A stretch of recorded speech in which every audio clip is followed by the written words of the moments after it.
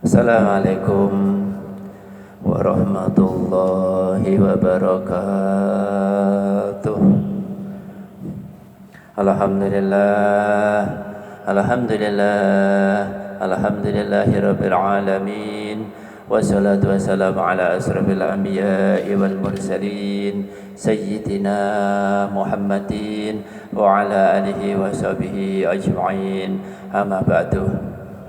Pemirsa yang dirahmati dan insyaallah sama-sama diridhai Allah Subhanahu wa taala. Pertemuan kali ini yaitu membahas tentang sumber-sumber hukum Islam. Islam mempunyai hukum dan mempunyai sumber. Ada dua sumber yang buat patokan hukum Islam. Sumber pertama yaitu karena agama kita dari Allah Subhanahu wa taala, Allah menurunkan hukum-hukum yaitu yang bersumber dengan kitab sucinya yang dinamakan Al-Qur'anul Karim. Al-Qur'anul Karim adalah kitabullah di mana manusia akan diatur, dikasih yaitu pegangan hidup supaya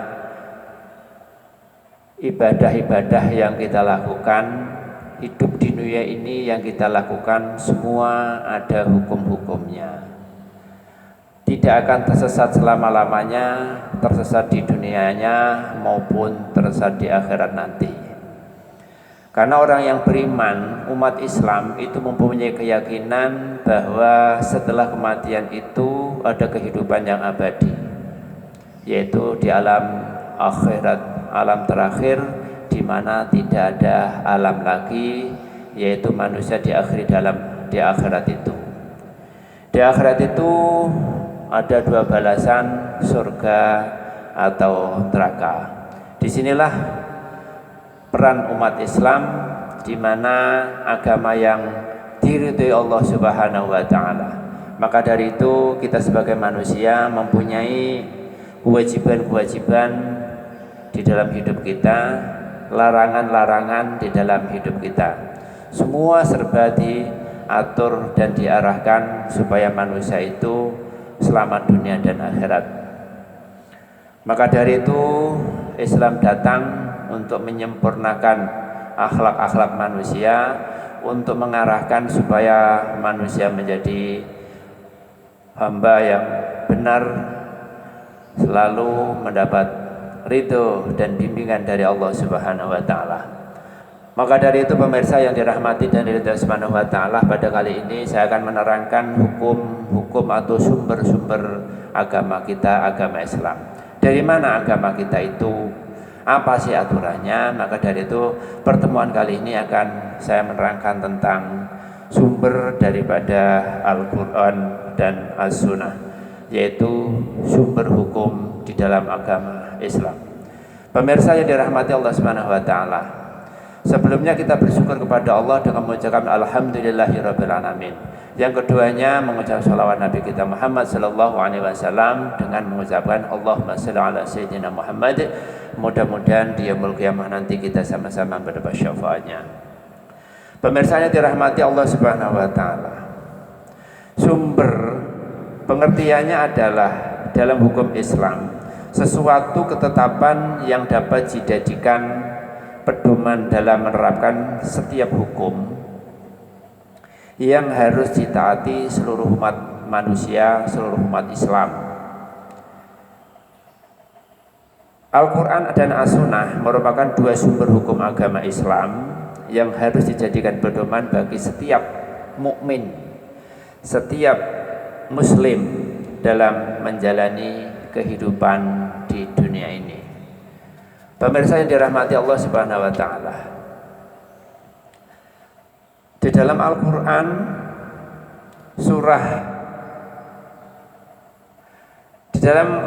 surah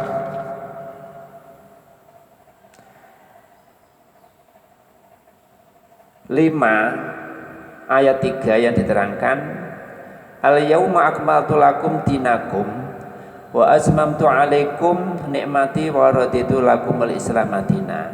Pada hari ini telah kusempurnakan untuk kamu agamamu dan telah kucukupkan kepadamu nikmatku dan telah kuridhoi Islam itu menjadi agama bagimu.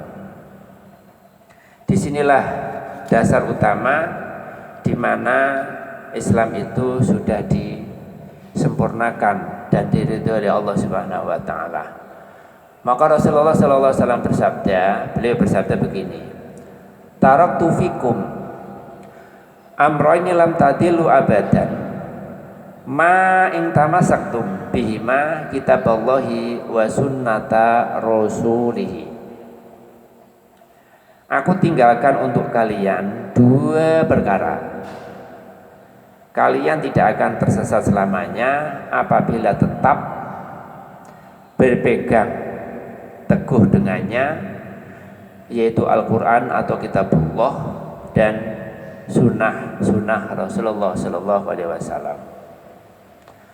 Pemirsa yang dirahmati dari Allah Subhanahu Wa Taala, selama manusia, selama umat Islam berpegang teguh dua sumber daripada agama Islam, yaitu kitabullah dan sunnah Rasulullah, maka di dalam dunia dan akhirat tidak akan tersesat.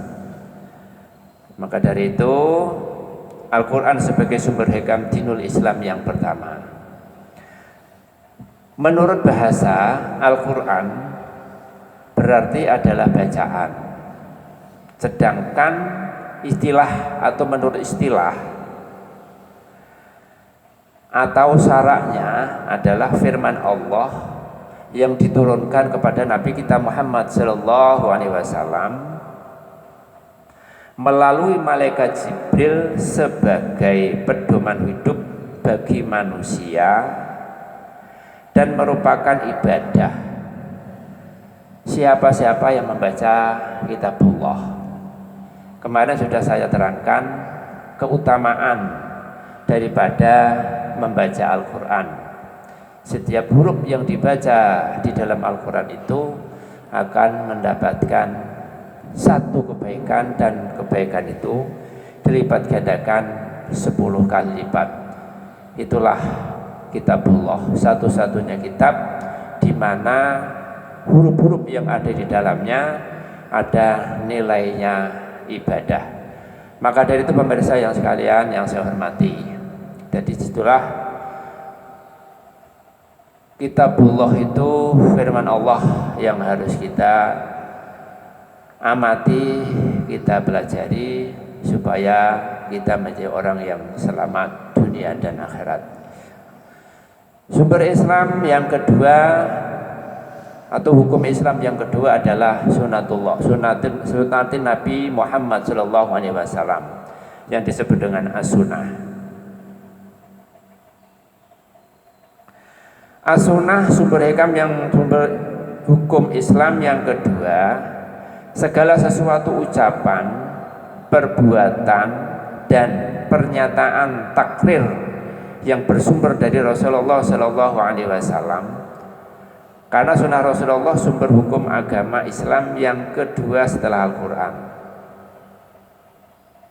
Maka dari itu di dalam surah 3 ayat 32 yang bunyinya qul ati'ullaha wa rasul fa in tawallaw fa innallaha la yuhibbul kafirin. Katakanlah wahai Muhammad, taatilah Allah dan Rasulnya. Jika kamu berpaling, maka sesungguhnya Allah tidak menyukai orang-orang yang kafir atau yang kufur kepada Allah Subhanahu wa taala. Fungsi as-sunnah sebagai sumber hukum Islam yang kedua ini antara lain memberikan rincian atau penjelasan terhadap segala sesuatu yang disampaikan dalam Al-Quran yang masih bersifat umum. Contohnya Allah berfirman di dalam surat Al-Ankabut ayat 45, usluma uhiya ilaika minal kitabi wa aqimis shalah Bacalah apa yang telah diwahyukan kepadamu, yaitu kitabullah Al-Quran, dan dirikanlah sholat. Jadi masih berbentuk umum, belum ada penjelasan, belum ada contoh bagaimana di dalam Al-Quran itu cara sholat, cara zakat. Semua nanti akan diterangkan dalam sunnah itu. Karena sekarang tidak bertemu Rasulullah Shallallahu Alaihi Wasallam, maka Rasulullah Shallallahu Alaihi Wasallam memberikan amanah kitabullah dan sunnah Rasulullah. Yang bisa menjabarkan adalah para ulama. Rasulullah Shallallahu Alaihi Wasallam bersabda, al ulama'u warasatul anbiya. Maka dari itu pemirsa yang dirahmati yang tidak subhanahu wa ta'ala, kedua hukum Islam inilah Al-Quran dan As-Sunnah yang bisa menuntun kita keselamatan kita dunia dan akhirat.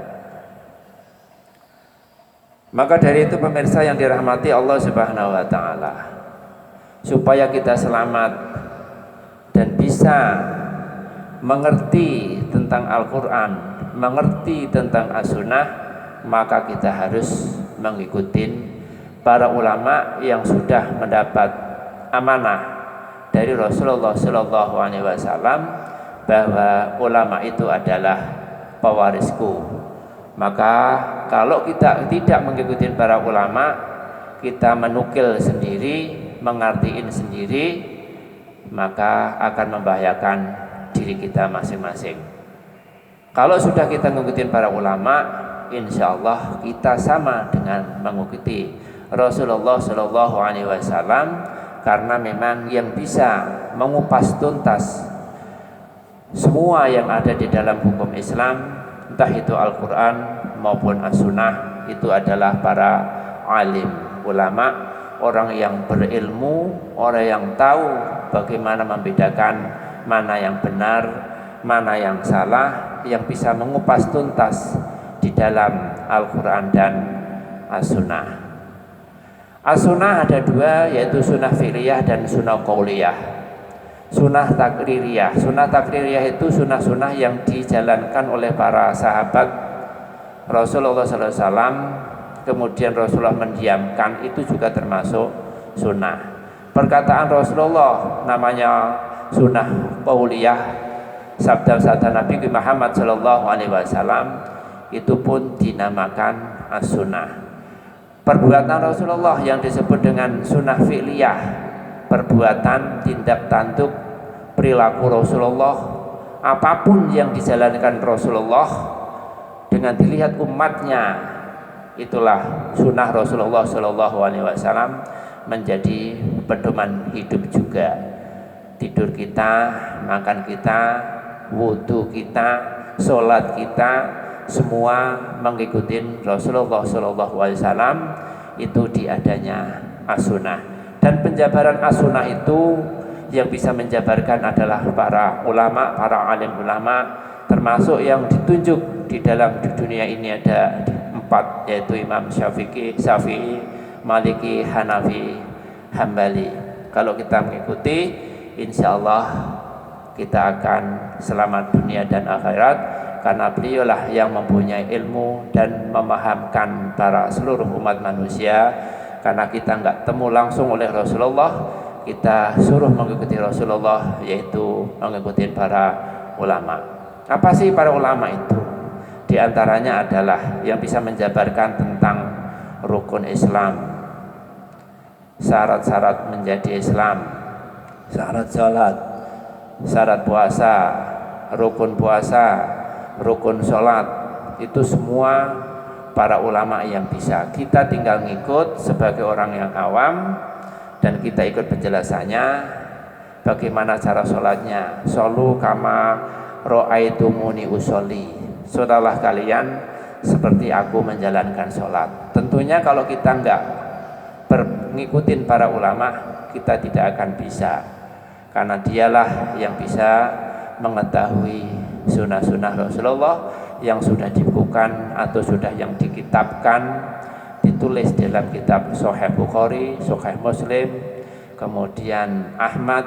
Nah, disitulah kemudian kitab kitab semua yang sudah dinukil atau sudah ditulis sabda-sabda Rasulullah Shallallahu Alaihi Wasallam. Maka mari kita belajar terus. Pada kali ini hanya menerangkan tentang sumber-sumber hukum Islam yang kita jalanin setiap harinya. Berikutnya nanti akan menerangkan yang kemarin sudah menerangkan tentang syahadat, yaitu rukun Islam. Yang kedua adalah sholat. Nanti kita bertemu kembali, insya Allah kita akan meneruskan yaitu tentang rukun sholat yang kedua, yaitu sholat kita yang kita jalani setiap hari. Mudah-mudahan sesuai dengan apa yang dilaksanakan oleh Rasulullah, karena kita mengikuti para ulama. Demikian yang dapat saya sampaikan. Mudah-mudahan bermanfaat buat kita semuanya dan selalu dilindungi dan diridhoi oleh Allah Subhanahu wa taala. Usikum wa nafsi bitaqwallah. Wassalamualaikum warahmatullahi wabarakatuh.